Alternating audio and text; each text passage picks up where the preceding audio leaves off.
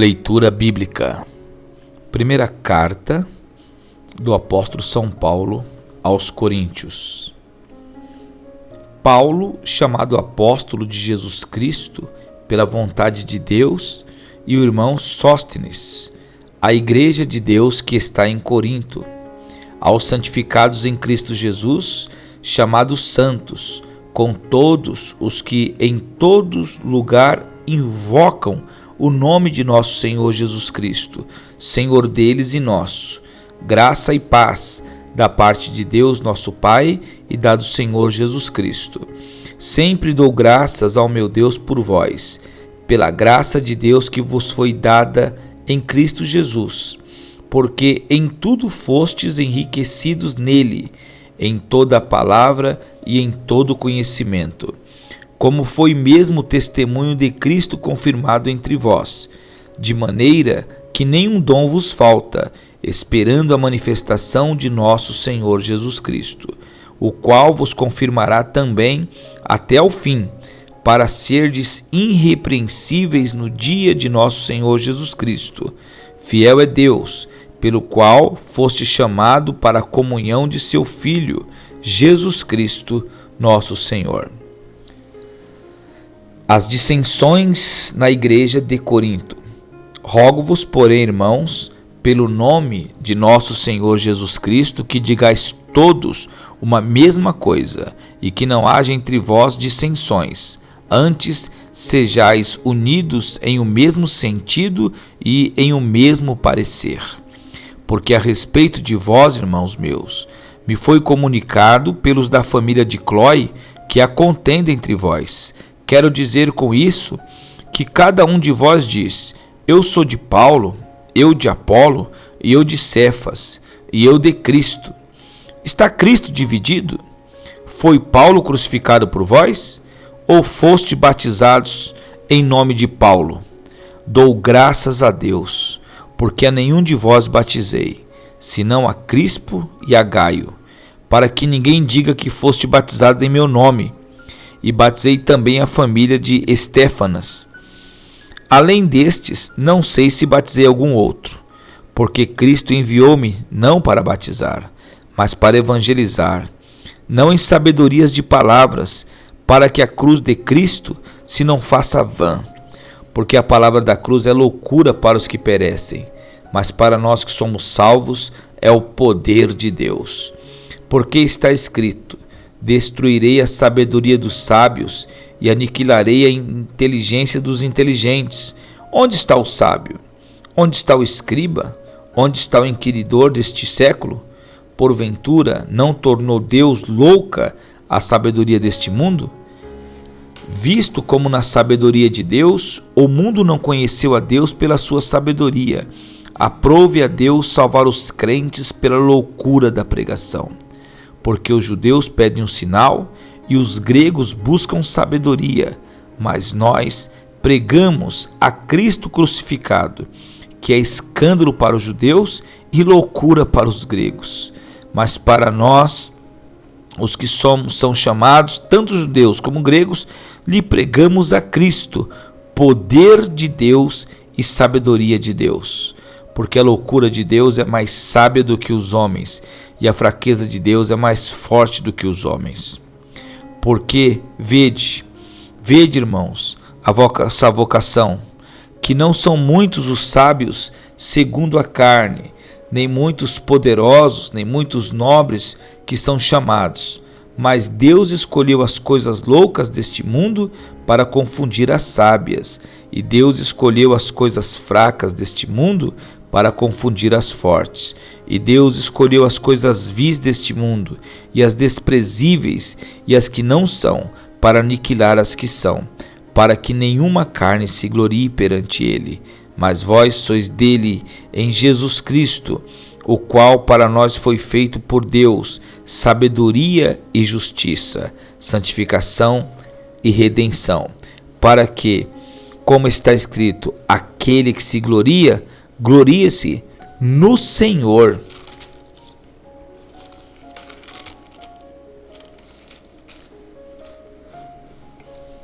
Coríntios, capítulo 2. O caráter da pregação de Paulo. E eu, irmãos, quando fui ter convosco, anunciando-vos o testemunho de Deus, não fui com sublimidade de palavras ou de sabedoria, porque nada me propus saber entre vós, senão a Cristo Jesus e este crucificado. E eu estive convosco em fraqueza, e em temor, e em grande temor. A minha palavra e a minha pregação não consistiram em palavras persuasivas de sabedoria humana, mas em demonstração do Espírito e do poder, para que a vossa fé não se apoiasse em sabedoria dos homens, mas no poder de Deus. Todavia, falamos sabedoria entre os perfeitos, não, porém, a sabedoria deste mundo, nem dos príncipes deste mundo, que se aniquilam, mas falamos a sabedoria de Deus, oculta em mistério, a qual Deus ordenou antes dos séculos para a nossa glória, a qual nenhum dos príncipes deste mundo conheceu, porque se a conhecesse nunca crucificariam ao Senhor da glória. Mas, como está escrito, as coisas que o olho não viu, e o ouvido não ouviu, e não subiu ao coração do homem, são as que Deus preparou para os que o amam. Mas Deus nos revelou pelo seu Espírito, porque o Espírito penetra todas as coisas, ainda as profundezas de Deus. Porque qual dos homens sabe as coisas do homem, senão o Espírito do homem que nele está? Assim também ninguém sabe as coisas de Deus, senão o Espírito de Deus. Mas nós não recebemos o Espírito do mundo, mas o Espírito que provém de Deus, para que pudéssemos conhecer o que nos é dado gratuitamente por Deus, as quais também falamos, não com palavras de sabedoria humana, mas com as que o Espírito Santo ensina, comparando as coisas espirituais com as espirituais. Ora, o homem natural não compreende as coisas do Espírito de Deus, porque lhe parecem loucura, e não pode entendê-las, porque elas se discernem espiritualmente. Mas o que é espiritual discerne bem tudo, e ele de ninguém é discernido.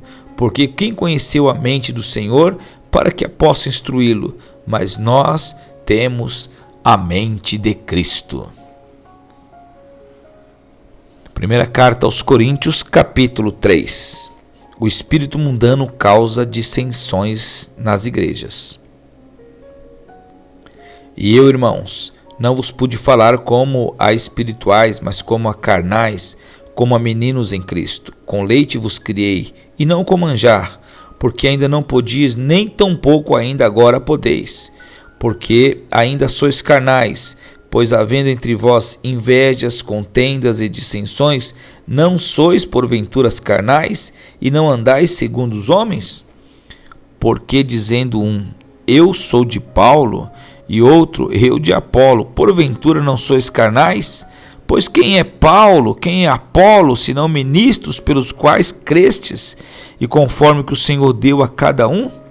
Eu plantei, Apolo regou, mas Deus deu o crescimento.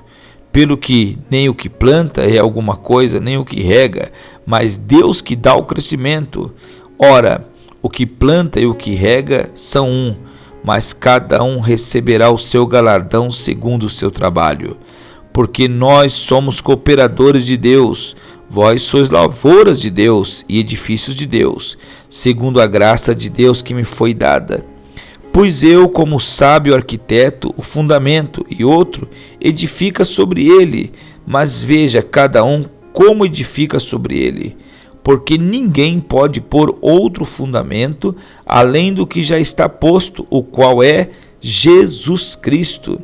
E se alguém sobre este fundamento formar um edifício de ouro, prata, pedras preciosas, madeira, feno, palha, a obra de cada um se manifestará na verdade, o dia a declarará, porque pelo fogo será descoberta, e o fogo provará qual seja a obra de cada um. Se a obra que alguém edificou nessa parte permanecer, este receberá galardão. Se a obra de alguém se queimar, sofrerá detrimento, mas o tal será salvo, todavia como pelo fogo. Não sabeis vós que sois o templo de Deus e que o Espírito de Deus habita em vós? Se alguém destruir o templo de Deus, Deus o destruirá, porque o templo de Deus que sois vós é santo. Ninguém se engane a si mesmo. Se alguém dentre vós se tem por sábio neste mundo, faça-se louco para ser sábio, porque a sabedoria deste mundo é loucura diante de Deus. Pois está escrito, ele apanha os sábios na sua própria astúcia. E outra vez, o Senhor conhece os pensamentos dos sábios, que são vãos. Portanto, ninguém se glorie nos homens, porque tudo é vosso, seja Paulo, seja Apolo, seja Cefas, seja o mundo, seja a vida, seja a morte, seja o presente, seja o futuro, tudo é vosso e vós de Cristo, e Cristo de Deus. 1 Coríntios capítulo 4. Os ministros e despenseiros do ministério de Deus. Que os homens nos considerem como ministros de Cristo e despenseiros dos mistérios de Deus. Além disso, requer-se nos despenseiros que cada um se ache fiel. Todavia, a mim, muito pouco se me dá de ser julgado por vós, ou por algum juízo humano, nem eu tampouco a mim mesmo me julgo, porque em nada me sinto culpado, mas nem por isso me considero justificado, pois quem me julga é o Senhor. Portanto, nada julgueis antes do tempo, até que o Senhor venha, o qual também trará à luz as coisas ocultas das trevas, e manifestará os desígnios do coração. E então cada um receberá de Deus o louvor. A vanglória dos coríntios, a humildade e a autoridade do apóstolo. E eu, irmãos, apliquei essas coisas por semelhança a mim e a Apolo, por amor de vós, para que em nós aprendais a não ir além do que está escrito, não vos ensoberbecendo a favor de um contra o outro, porque quem te diferença? E o que tens tu que não tenhas recebido? E se o recebeste, por que te glorias, como se não o houvesse recebido? Já estáis fartos? Já estáis ricos, sem nós reinais, e prover a Deus reinasse, para que também nós reinemos convosco. Porque tenho para mim que Deus a nós, apóstolos, nos pôs por último, como condenados à morte, pois somos feitos espetáculos ao mundo, aos anjos e aos homens. Nós somos loucos por amor de Cristo, e vós sábios em Cristo. Nós fracos, e vós fortes. Vós ilustres, e nós vis. Até esta presente hora sofremos fome, sede, estamos nus, e recebemos bofetadas, e não temos pousada certo, e nos afadigamos, trabalhando com as nossas próprias mãos, somos injuriados, e bendizemos, somos perseguidos, e sofremos, somos blasfemados, e rogamos até o presente. Temos chegado a ser como o lixo deste mundo, e como a escória de todos. Não escrevo essas coisas para vos envergonhar, mas admoesto-vos como meus filhos amados, porque ainda que tivéssemos 10.000 aios em Cristo, não terias contudo muitos pais, porque eu, pelo Evangelho, vos gerei em Cristo Jesus. Admoesto-vos, portanto, a que sejais meus imitadores. Por esta causa vos mandei Timóteo, que é meu filho amado e fiel no Senhor, o qual vos lembrará os meus caminhos em Cristo, como por toda parte ensino em cada igreja. Mas alguns andam inchados, como se eu não houvesse de ir ter convosco. Mas em breve irei ter convosco, se o Senhor quiser, e então conhecerei não as palavras dos que andam inchados, mas a virtude, porque o reino de Deus não consistem em palavras, mas em virtude. Que quereis? Irei ter convosco com vara ou com amor e espírito de mansidão?